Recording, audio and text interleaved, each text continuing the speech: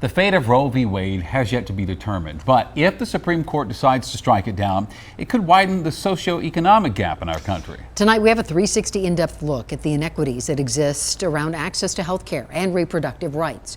Data from the Guttmacher Institute, an abortion rights research organization, shows a large discrepancy in the rate of abortion for women of color and white women.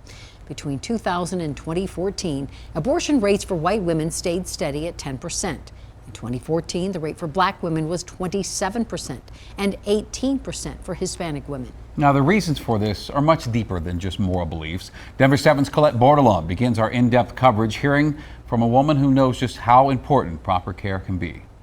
20 years. Okay. Yes. Inside Danny Newsom's home. Here's the family Ron and I created. Are pictures that are priceless. That grin, cheek-to-cheek grin, is so real. A proud mom. It's one of her graduation pictures, but it's quite dramatic, isn't it? Who's been through more than many can imagine. These flowers and what they stand for mean everything. Given to her on a week. That's one of the hardest every year. So she was born on May 1st in 1990, and she passed away in my arms on May 5th. Newsom has been pregnant 6 times. She's had 2 miscarriages and 1 ectopic pregnancy. Her 5th pregnancy was Marissa. It burns, not like the grief, the immediate grief, which is all-consuming, and you just don't see how you can live. Doctors told her to never try another pregnancy, but Newsom found herself pregnant again. There was a decision I had to make. But at that time, it's like, okay, this is just my decision. Her 2nd child, now a healthy adult, thanks to medical intervention from dedicated doctors. Look at all that I had on my side. And it only made me acutely aware of the millions of people who don't have that. She can't help but think about her own choice and how it would have been different without the access she had. It's very clear that the impact of dismantling Roe v. Wade and those protections will absolutely have a disproportionate impact, particularly on Black patients, Indigenous folks, people of color, people living in rural communities, low-income people. Last year in Colorado, there were more than 11,000 abortions. Most of those are residents in the state. But zooming out, the surrounding states have the most people traveling to Colorado for this kind of care. 400 people came from Texas, but the highest number of people coming to Colorado for their appointments, actually from Wyoming. 3/4 of all abortions in 2021 were recorded as white or non-Hispanic. Just under 15% were Black.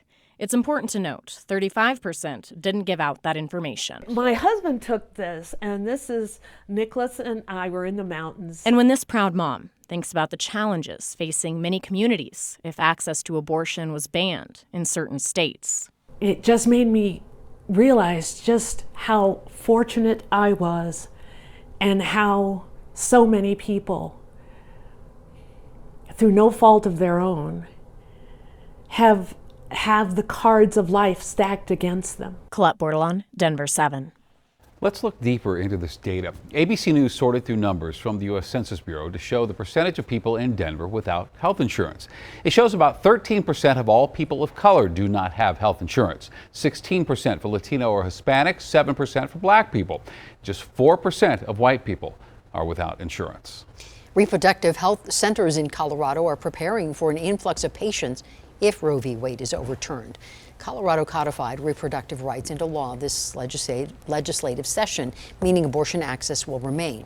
Well, today, Democratic Congresswoman Diana DeGette was wary about what that would do to workers in these healthcare centers.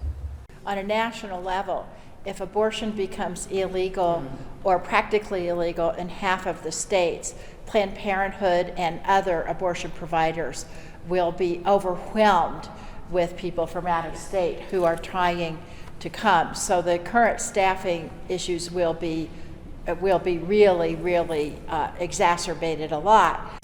Planned Parenthood of the Rockies says they have seen a dramatic increase of patients since Texas abortion restrictions went into place. They say the number of out-of-state patients just needing overall care has gone up by the thousands.